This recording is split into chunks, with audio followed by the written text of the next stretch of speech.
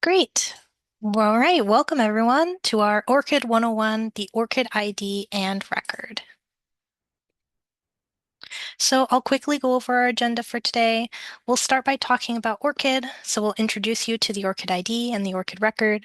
Then we'll briefly talk about the benefits of ORCID for individuals. And then we'll go into how you can populate your ORCID record, from your affiliations to your works and the best ways you can get the most use out of your ORCID record, followed by some additional tips and tricks. And at the end, we'll have some time for a Q&A. So let's start off with a brief introduction to ORCID. So what is ORCID? ORCID stands for Open Researcher and Contributor Identifier. It's an identifier that is meant to uniquely identify you as an individual so that you can get credit and attribution for your work. And it can streamline your digital identity so you can save time on administrative tasks like filling out forms, can help when you keep track of your affiliations and contributions all in one place. So ORCID is a non-profit, community-driven organization that serves the global research community. And one of the main components of ORCID is that ORCID ID, which is the unique persistent identifier that is free of charge to researchers and individuals. So an ORCID ID is a 16-digit number that is unique to the individual. It distinguishes researchers from each other and is free for anyone to use. So you'll see here an example is Paolo's ORCID ID. You'll see it looks like a link, and that's because it is. So this ORCID ID links to his ORCID record. So if we click on that link, we're taken to Paolo's ORCID record. There we go, which is populated with information similar to what you might see on a CV or a resume. So the ORCID record includes information about the individual from their employment history, education, what works they've written or done, and many other things. So I'll briefly mention what can be found within an ORCID record now, and later during our presentation, Paolo will go into more detail on the best ways to populate some of those sections. So using our volunteer researcher Sophia's ORCID record as an example, you'll see here her ORCID record.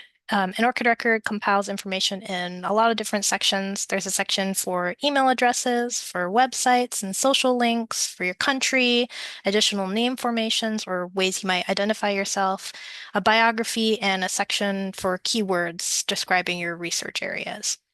And further down in the ORCID record, we start to see the activity sections, which include her employment, places you might have worked, education, places you've studied, and qualifications, accomplishments you've earned. And I'll note that these are all types of affiliations. So further down, we'll see professional activities, which include any membership, service, such as volunteering, distinctions or awards you might have received, invited positions, such as being a guest lecturer, and all of these are types of affiliations.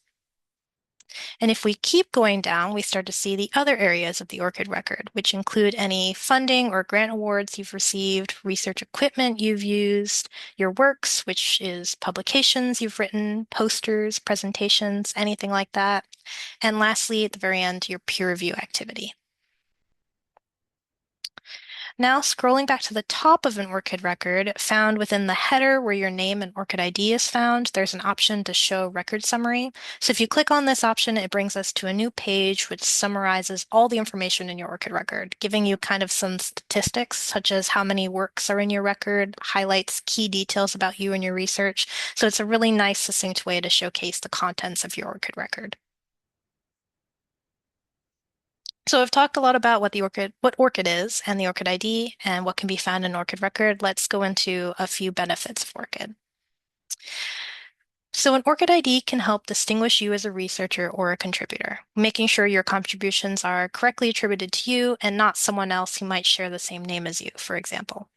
An ORCID ID is also unique to you and persists over time, even if your name or anything in your life changes. So often an individual will leave an organization during the course of their career, and ORCID ID will follow you throughout that career, keeping track of your work. An ORCID ID can also help bolster your digital identity. So when you share your research with an employer for reporting purposes, for example, that organization can see what funding you've received or what works you've published all in one place really easily. ORCID can also help with meeting requirements for funders, publishers, and organizations. There are many funders that are requiring or encouraging the use of ORCID when applying for grants or for funding. Some of those funders include here, I've got a few: American Heart Association, Breast Cancer Research Foundation, Bright Focus Foundation. There's many others. This is also true for federal funders. So a few years ago, a presidential memorandum, the National Security Presidential Memo 33, or NSPM 33, stated that federal agencies shall establish policies regarding requirements for researchers applying for funding to provide a digital persistent identifier. So essentially, what that means is that they want investigators or researchers to have an identifier when applying for funding, and ORCID is such an identifier. As a result of this memo, federal funders like NIH and NSF have started requiring that researchers use ORCID, such as when you're filling out your biosketches in Science CV. You'll see linked here, and we'll share a link in the chat, a document that the ORCID US community has created summarizing the US federal funder policies related to ORCID. This is a living document, so we're updating it as these new policies come out. Take a look at this document and work with your research administrators to stay informed on these federal funder policies. And I'll post that in the chat in a second. Publishers are also beginning to encourage or require ORCID when an individual is submitting a manuscript for publication. Some of those publishers include American Chemical Society, IEEE, Springer Nature, and others. The reason for this is that publishers want to include ORCID IDs in DOI metadata. And this is important for making sure you as the researcher are getting credit for your work. And some publishers, like in this example we have here, can potentially push your publications or your peer review activity to your ORCID record for you. Research organizations are also starting to encourage the use of ORCID. Organizations like Florida State University, Stanford, Boston University, the University of Oklahoma are asking their researchers, their students, and their faculty to have an ORCID ID. A lot of this has to do with how they're tracking or reporting research, and like a lot of publishers, they're starting to push works, employment, education affiliations to the ORCID records of their researchers. And what this all comes down to is really saving you time as a researcher or a contributor. If you populate your ORCID record with information on your career, your employment, education, works, funding, you can more easily share that information when filling out forms, for example, freeing you up time to continue to do the research or the work you want or you need to do. So the research ecosystem, you can kind of see it in this example here, is interconnected. As a researcher or contributor, you're at the center of this ecosystem. You connect to each aspect of this life cycle. Funding agencies can push funding awards and grants to your ORCID record. Publishers can push works or publications.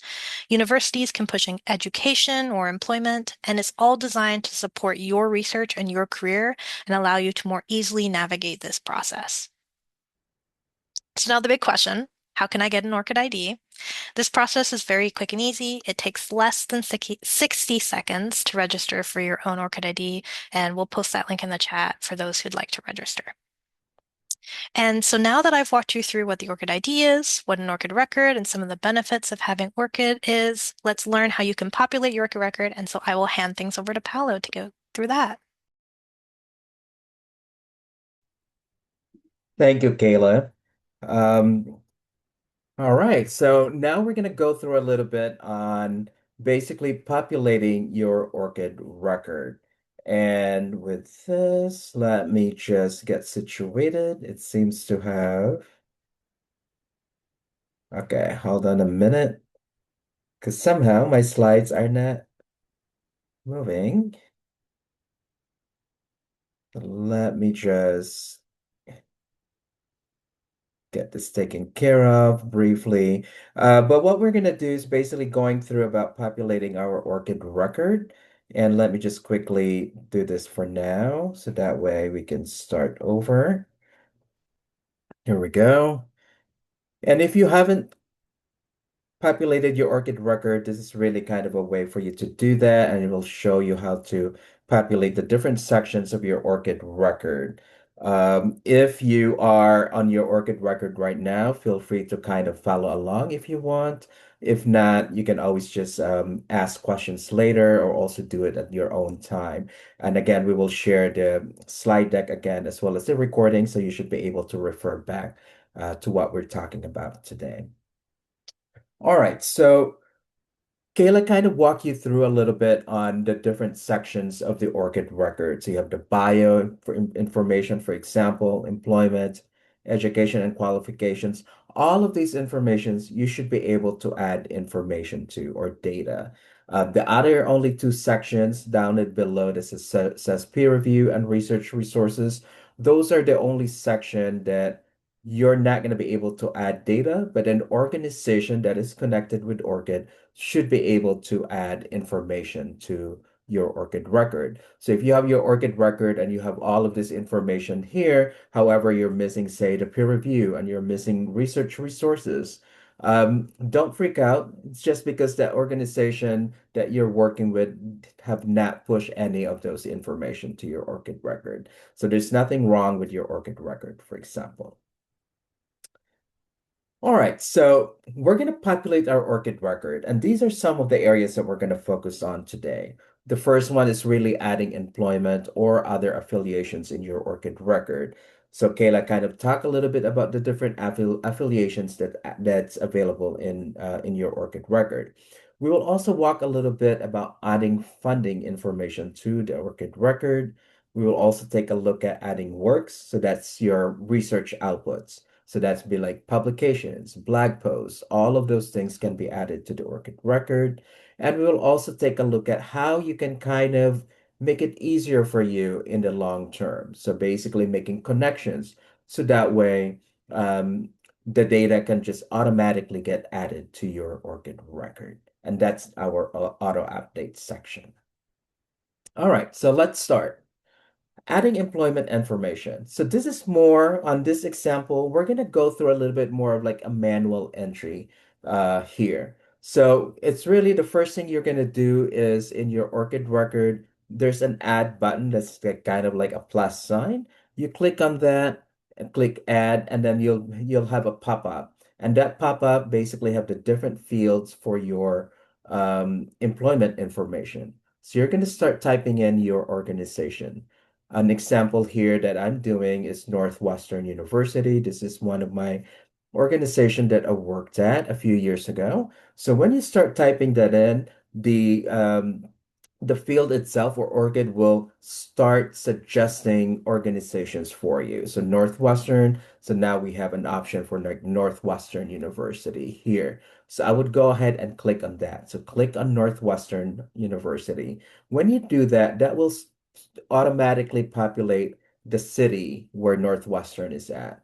So that kind of information can get added automatically. And then we always recommend that you add employment details as well. So that could be like, say, if you're a professor, you want to add the department that you worked at, the title or the role that you are doing at the university or the organization that you are at.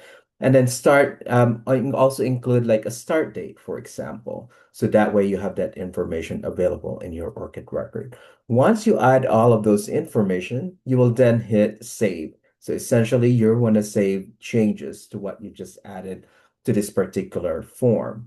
So when you do that, all of this information will then get added to your ORCID record. So here's that example here with Northwestern University. So I've added the date. I wasn't too detailed here. I just kind of added the year and the end date, the end year that I worked at Northwestern University. So I have that, the title, and then all the other data that's available here is essentially automatically gets pulled when you chose that Northwestern University, when the suggested organization when you started typing in. And then also keep in mind that we're going to point out here, since you are adding this yourself in your ORCID record, down below you will see the source of that particular data. So here the source is me because I manually added this information to my ORCID record. All right, so before we move on, if you do have any questions, feel free to start adding them to the chat, or you could just wait to ask that question later on during our Q&A. We will have time for a Q&A, so don't worry about that as well.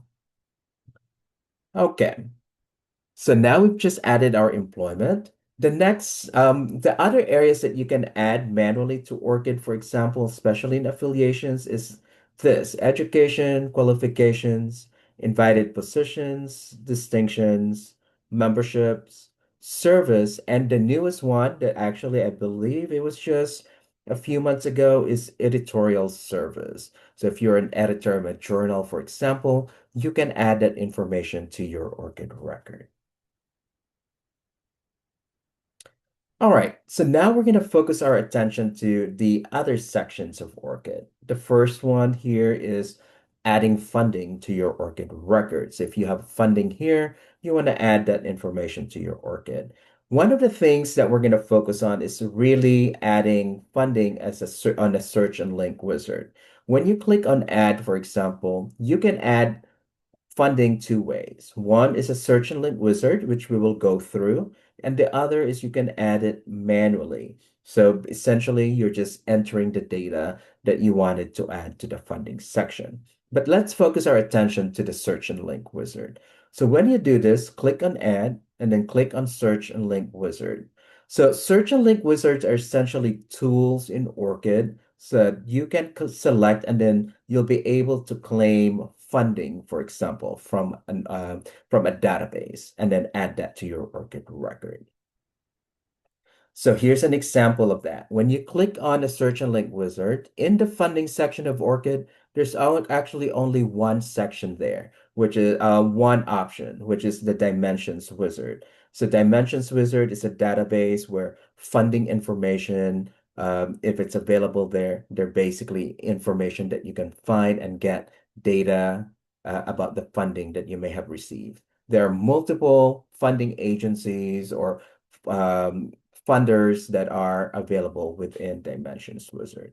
So we would click on Dimensions Wizard. So when you do that, you will then redirect it to an authorization page, which is essentially an ORCID login page.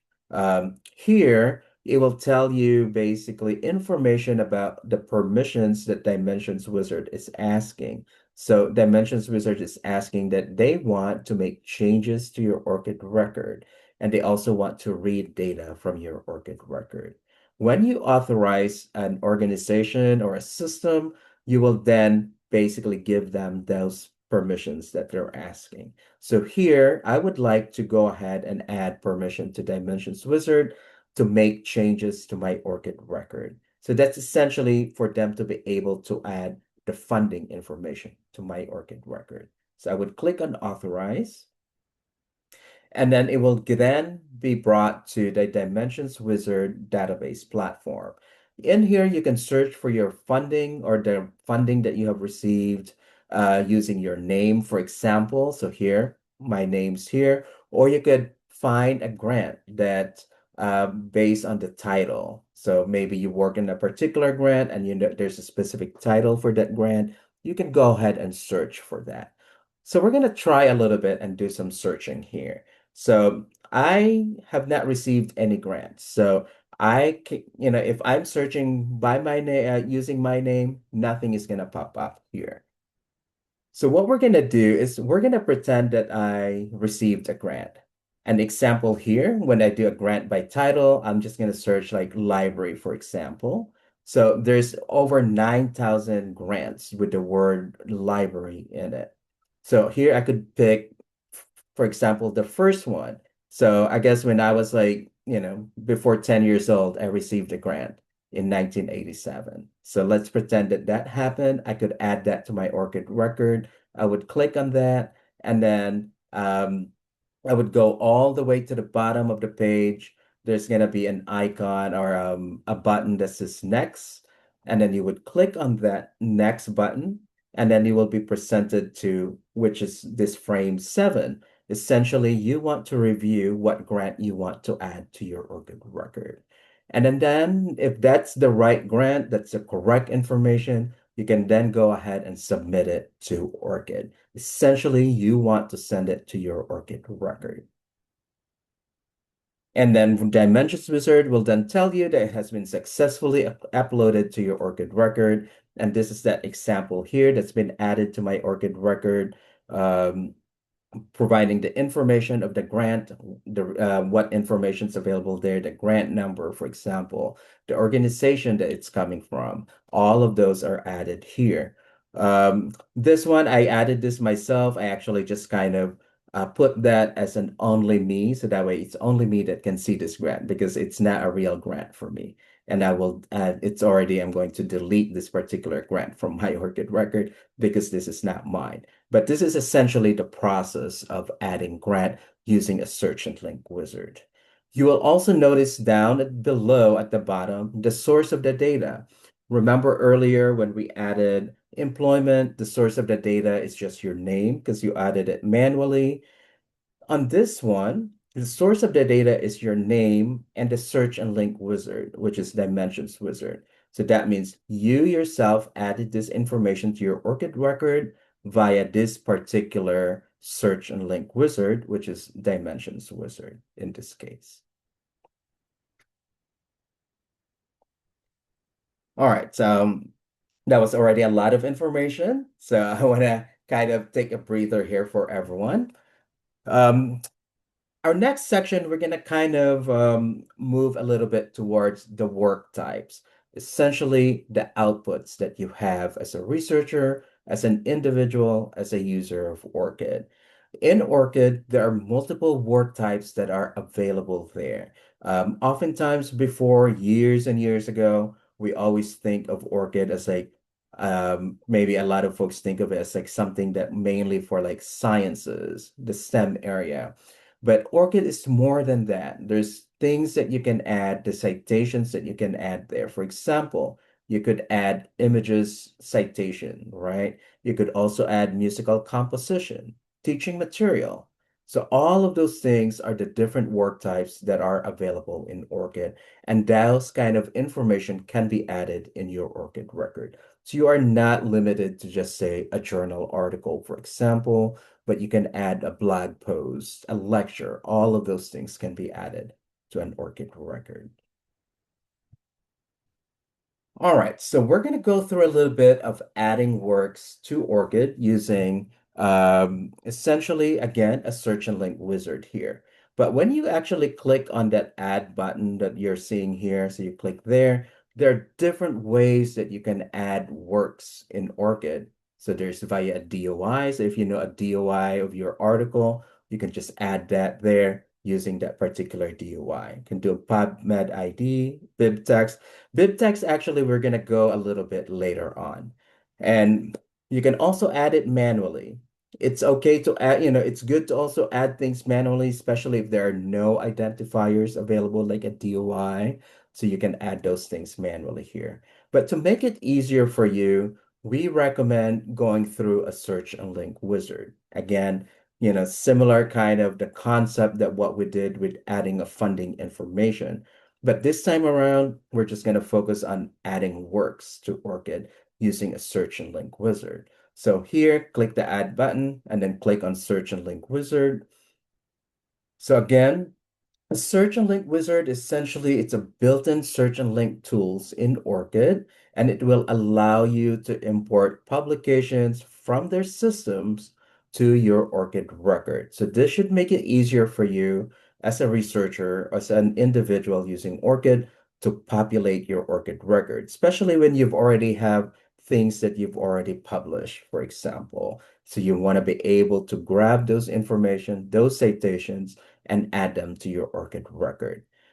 Here, there's multiple search and link wizards that are available depending on the area that you're working at. So you could use, say, Crossref, DataSite for datasets, for example. You could use EuroPubMed Central, which is essentially what's available in PubMed is also available in the EuroPubMed Central. So you'll be able to grab those articles that's in PubMed using EuroPubMed Central as well. But for our example today, we're going to look at Crossref metadata search. So that's a search and link wizard that we're going to focus on.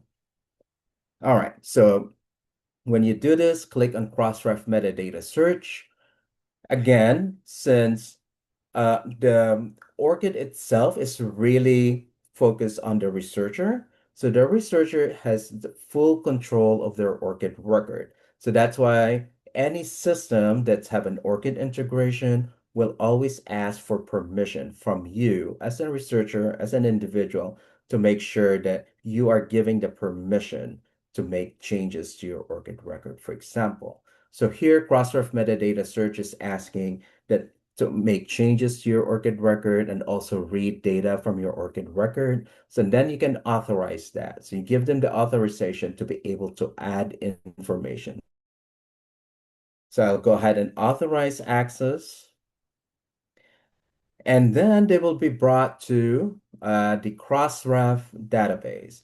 In here, you can search using your name, for example, which is what I did. You could also search using your ORCID ID if that's added in the metadata.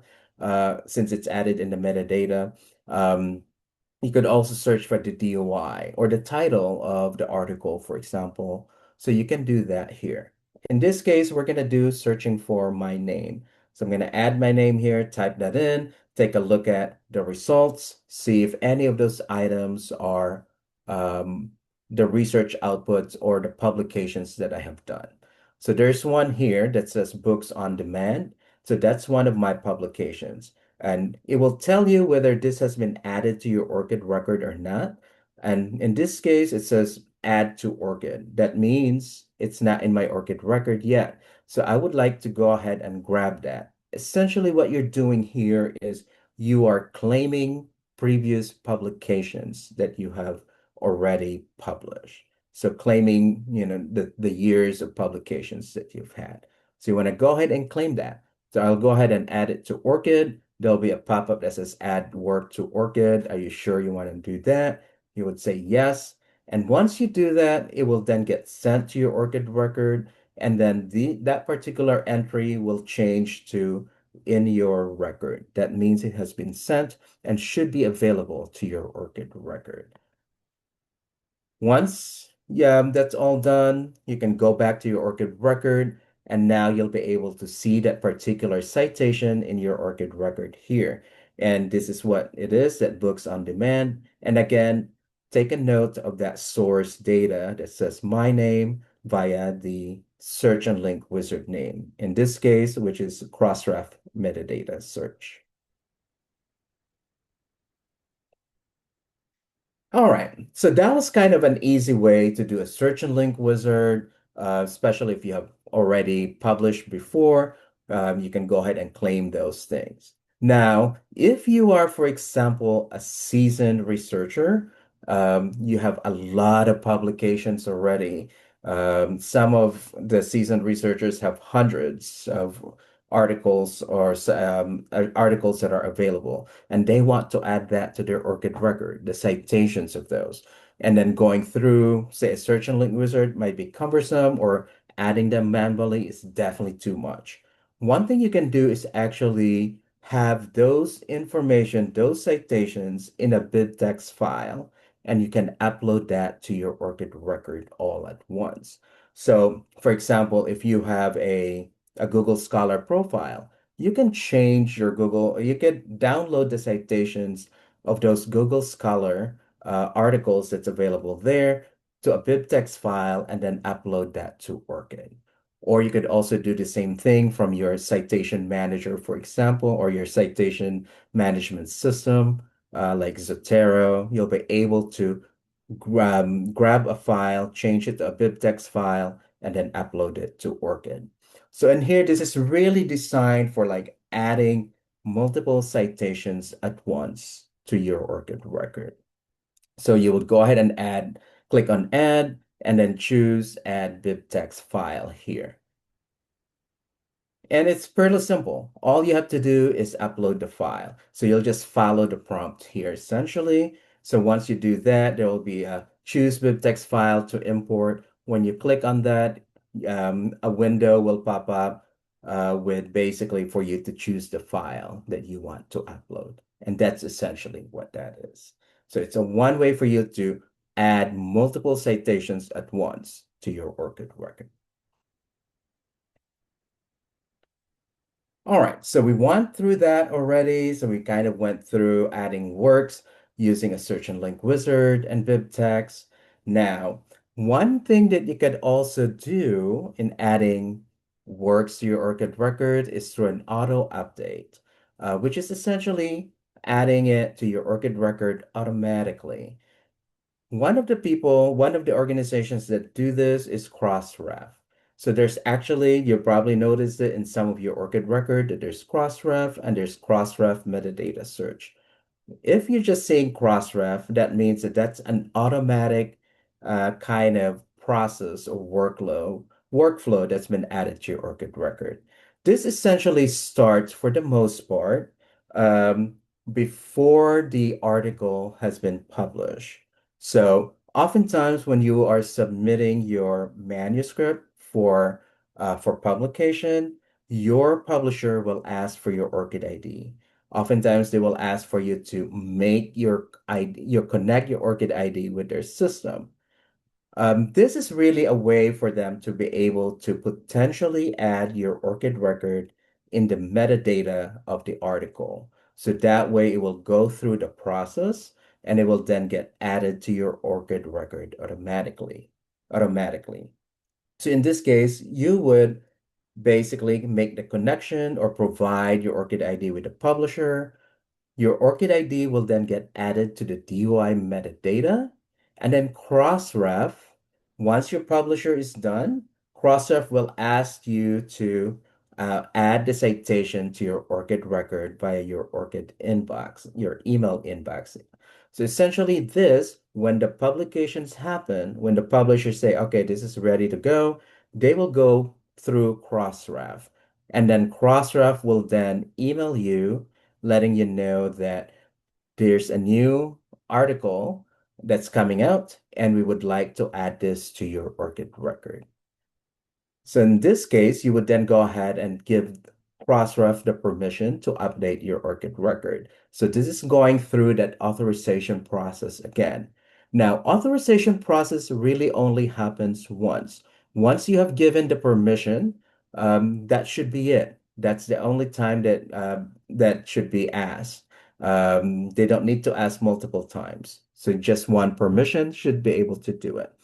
Once you have granted that permission, um, your publication will then appear in your ORCID record, and then with Crossref Auto Update, any future publications will then get added to your ORCID record. So let's say now I have a new publication that came out.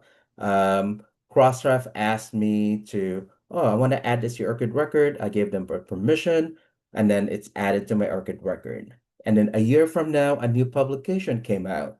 It will go through the same process, but this time around, it will just get added to your ORCID record. And this is what that looks like in this case.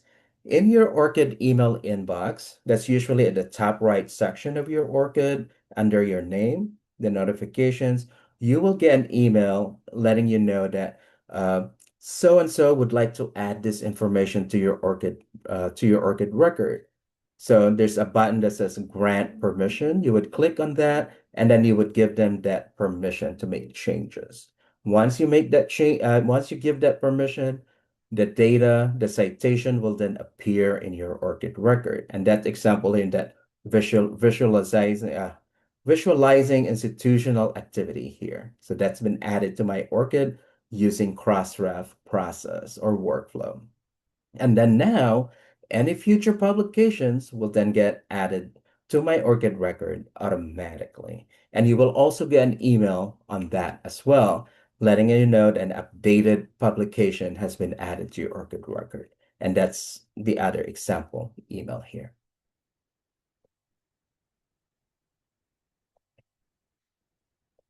All right.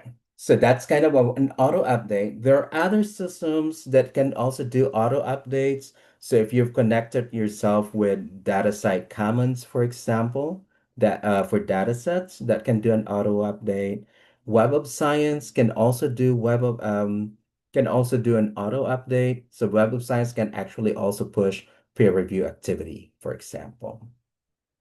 So the other way that you could also have an automatic updates to your ORCID record is through trusted organizations. So trusted organizations are basically organizations and or systems that you have given permissions to make changes to your ORCID record. So again, we're talking about that OAuth process of providing permission to an organization. So oftentimes you work at the university, they might want to ask this like, hey, make connect your ORCID ID here because we want to add employment information to your ORCID record. Or if you work with, say, a professional association, for example, and they have a journal and they say, connect your ORCID ID here so that way we can add the journal information to your ORCID record. So you want to do that. Or a funding agency, for example. Let's say you're applying for a grant for American Heart Association or American Cancer Society. They might ask you to make a connection with their system so they could add funding information to your ORCID record when you get the award. So those are your trusted organizations. Basically, the organizations that you have given permissions to. So this is really what that is, right? University, Binghamton University, for example, is writing employment. American Heart Association is writing funding information to your ORCID record. And a publisher like Vivly, who's writing data sets, for example, to somebody's ORCID record. So those are trusted organizations that could automatically add data or information to your ORCID record. So this saves you a lot of time, for example, because you don't have to be adding this data, this information to your ORCID record yourself. Systems and organizations are doing it for you to basically save time. But also here, what you're noticing is that the source of the data is now the organization's name. And you also have that check mark. So in this case, the employment is now Binghamton University is the source because they are the one that wrote that data to ORCID. The funding information, the source is now American Heart Association because they wrote that funding to your ORCID record. And Vivly is the source of the data set information citation because they wrote that data to your ORCID record. So that's really kind of like the different sources that's available in ORCID and why that kind of matters here. You will also notice the check mark. And I will talk a little bit about the check mark in a few slides from now. All right. So you have given permissions to organizations and systems. So like, for example, Binghamton University, Crossref metadata search, DataCite, all of those entities or organizations or systems that you have given permissions to are what we're calling trusted organizations in your ORCID record. If you go to your ORCID record, for example, at top right, you will notice a button, not a button, but like in the drop-down menu, you will see trusted parties. You would click on that. There will be a listing of all of your trusted organizations there. In here, you can basically see which organizations or systems you have given permissions to, but you could also revoke access here. As a researcher, again, you have full control of your ORCID record. So you can revoke access at any time. So by just clicking on that revoke access, that should disconnect you from that particular system or from the organization itself in ORCID. So that should do revoking the access, and that makes the disconnection. All right, some additional tips before we get into our Q&A, and we're pretty much there. We definitely encourage you to make connections wherever possible. So use your ORCID ID. Oftentimes you will see that green ID icon. That pretty much kind of indicates that there's some sort of ORCID functionality or some sort of ORCID integration that's there. We encourage you to make that connection. If you see that when you are applying for a grant, for example, say at American Cancer Society, make that connection. If you see that icon in a system that you're publishing, um, make that connection. So potentially your ORCID ID could get then added to the DOI metadata. So all of those things kind of works together, and the green ID ORCID ID icon kind of indicates that there's some sort of ORCID connection there. So we encourage you to use it wherever possible.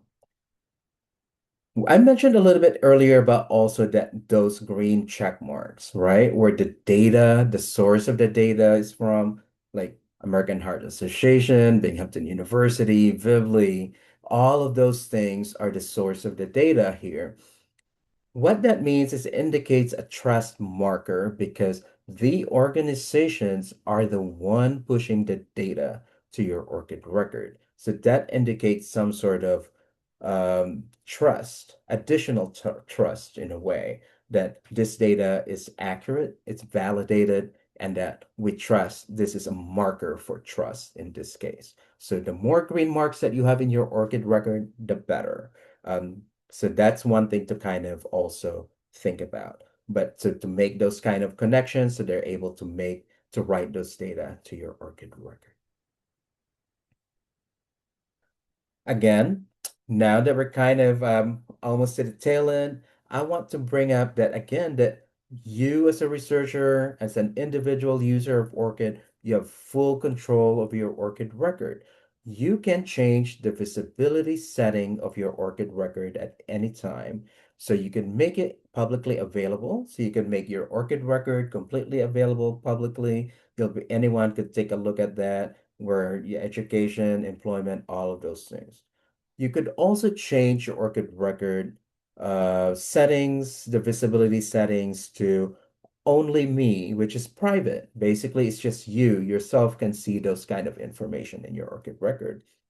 And finally, you could also change it to trusted organizations only. And that really means is that only organizations that you have given permissions to can see the information that's available in your ORCID record. So only trusted organizations. So basically, all of those trusted organizations that you make connections to, they'll be able to see those data, but the public will not. So that's the difference there. But you can make the change of visibility settings based on just entire ORCID record, or it could be like different sections of your ORCID record or entry of your ORCID record. So like, I just want this employment available to trusted organizations only. You can do that if you wanted to. All right. Last, I think this might be the last that we slide that we have before your resources. You could also select featured works if you like. If you want to highlight a particular work, you can do that by clicking on a star, for example, and then you will have a featured works in your ORCID record, kind of that yellow, golden kind of section. So that really kind of highlights particular works or publications or research outputs that you have. And finally, we have on this slide deck, when you receive this, there are additional resources that's available here that you can take a look at that's available for you. And of course, if you have any other questions, just feel free to ask us at orcidus@lyrasis.org. Thank you. All right. I think we're gonna go ahead and open it up for questions. I believe if you don't want to type it in the chat, you should be able to unmute yourself if you like. If we don't get around to your questions today, we will do a follow-up email with you just to make sure that we have answered your questions. All right, so let's take a look. Kayla, do we know if we have any Yeah, we have a questions? couple in the chat, so I'll Okay. start at the top and work my way down. So we do have one. Do you have to be the PI to add a grant, or can you add a grant as a member of the team? You can add a grant as a member of the team. Oftentimes, especially if your name's on it, folks may kind of find it weird if your name is not on the grant. So if you have that information in there, let's say if you grab a grant from Dimensions Wizard, but your name is not on it, people might be wondering why is this grant here? So make sure that it's better, obviously, if your name is on that grant to add it there. Then another question. So I worked for Arkansas State Parks, but it doesn't show up as an organization. How do I list it? Good question. So Arkansas State Parks is not listed there. One of the things that you could take a look at, and I will share this via chat, is going to the roar.org. I in kind of system, here's Roar. You could actually, if you like, register your organization and they will review it there to see if that can be added as an organization. If you have a Roar ID, you will then get added automatically to that drop down kind of suggestions in ORCID. So having that Roar ID makes sense. If there's no ID, for example, organizational identifier, you're gonna end up typing it um, in your ORCID record. But I recommend taking a look at Roar and see if your organization can be added. So there should be a form in that system where you could suggest adding your organization in this. Great. Then another question. So this was about the Crossref metadata search. Does Mm-hmm. Crossref metadata search include publications where you were the first author only, or does it also include anything you were co-author on? So I believe in the cross-ref, as long as you are added to that metadata, you should be there, whether you're the first author, the co-author. Basically, that's the citations right there. So yeah, search for your name, search for your ORCID ID, and then you can go ahead and add it to your ORCID record. If you have a publication, for example, and then your name is not on it, I recommend that you reach out to the publisher and see if they could add that they could add your name to the citation. And then another question in the chat. As someone working at a university, where can I learn more about updating faculty's ORCID data? All right, so updating faculty's data. In this case, you're going to be updating it on behalf of a faculty, or um, if you could let us know a little bit. But one of the things is that depending on your university could also be a member of ORCID already. So they may have already systems that's available set up to add information to ORCID record. If you're not a member of ORCID, outreach to your researchers to just add data to ORCID, like what we're doing today to kind of how to populate ORCID record, you can certainly do something similar to that at your organization to be able to encourage your researchers to add data to their ORCID record and also add your organization as an employer to your ORCID record, even if they're just adding it the way we did it earlier with a manual entry. That's good to have those kind of information to your ORCID record. Um, but you can always email us if you have any questions at orchidus@lyrasis.org. Um, Depending also, we have resources that's available that will kind of help in this kind of outreach efforts to basically encouraging faculty uh, updating their ORCID record. I hope that answers your question. Um, but yeah, so we have resources that certainly anyone can use, and that's open to everyone as well. Let me go ahead and kind of share that with you here. Um, Outreach resources. Okay. I encourage you to take a look at this.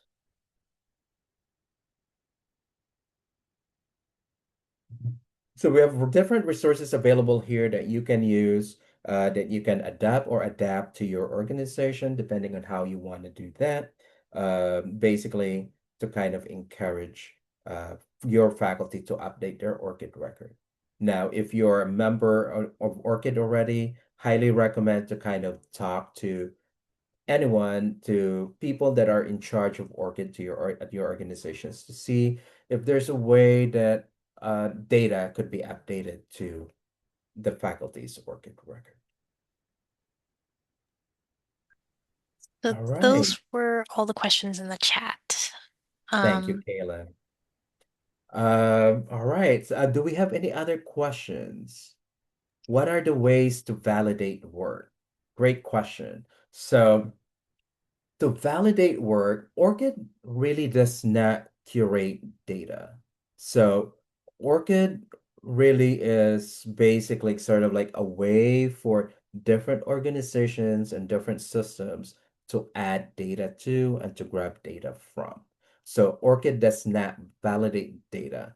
In this case, organizations that are pushing the data are responsible, are the ones that should be looking at the validation of the data that they're sending out to ORCID. Make sure that those are accurate, making sure that those are basically validated in a way. So, like employment information, for example. So, an organization pushing employment, they need to make sure that that person actually really works at the organization.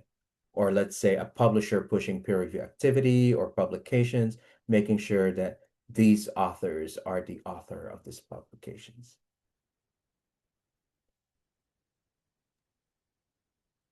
Do you want me to read this question? Ah, yeah. So, all right. So there's a follow-up question here. So manually added data with PMC ID and PMI ID, but none of them are validated. So do you recommend deleting these manual entries and have data pushed instead?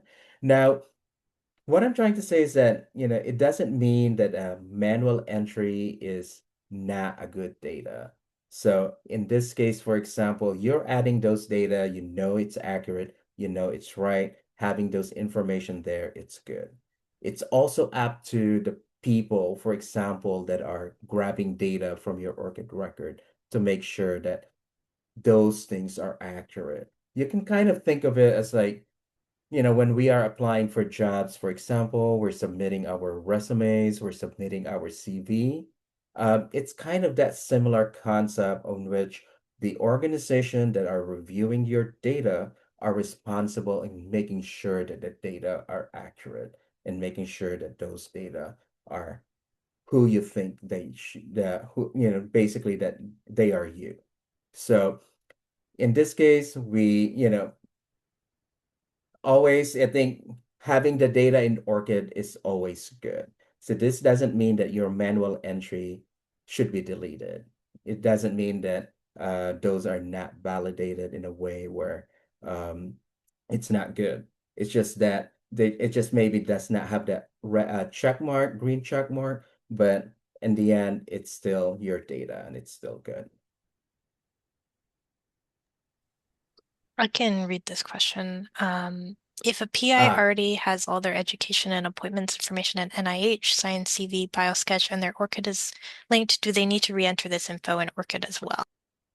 okay, good question. So between ORCID and Science CV, essentially. So there is a connection between ORCID and Science CV. However, it's one way. What it is that Science CV is reading data from ORCID, but Science CV cannot push data to ORCID.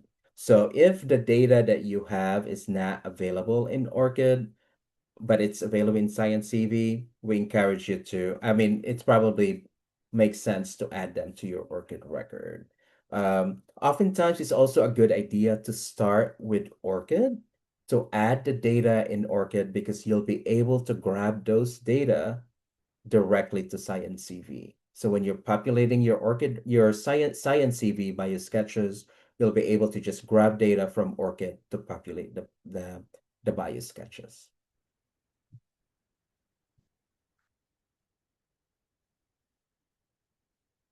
And we're happy to, I think sometime this year we will do a little bit more on ORCID and Science CV to get more information out there and how that works. Because I know that's kind of a big thing coming up. Well, it's already happening, right?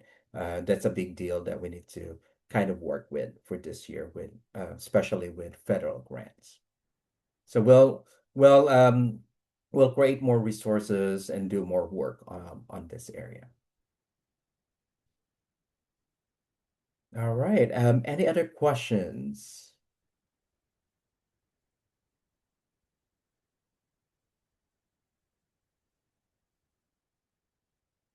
Great. It looks like we don't have any other questions. If you do have any other questions, please don't hesitate to reach out to us at orchidus@lyrasis.org. You can always just reach out, if you have any questions about, Science TV, for example, questions about anything related to ORCID, feel free to reach out. We're happy to answer those questions. If your organization is a member of ORCID, we're happy to make connections with our contacts at the organization as well. So that way you are aware of what's going on at your organization. Um, so other than that, thank you all for joining us here today. We will send out the recording and the slide deck to you all when they become available. We will have to do a transcription on the recording as well. So it will be available to you. Great.